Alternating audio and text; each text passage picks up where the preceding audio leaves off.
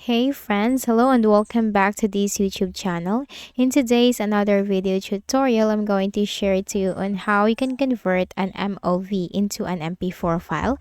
So without further ado, let's go quick into the process. Go ahead in the Windows search bar and type VLC.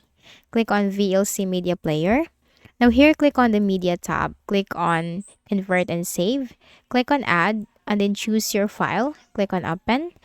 Click on Convert and Save. Now here, click on this drop down arrow and we have to choose this video for MPEG4. So this is the minimum resolution 720p. And if you're going to go with the maximum resolution that is 1080p, now it's up to you. Then you have to click on Browse. And here you have to click on the destination path. File name that should be .mp4.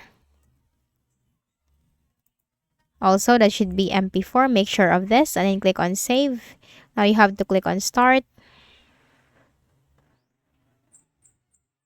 And if you're going to open the File Explorer, click on Desktop. And now you can see the video file. Now let's view the extension.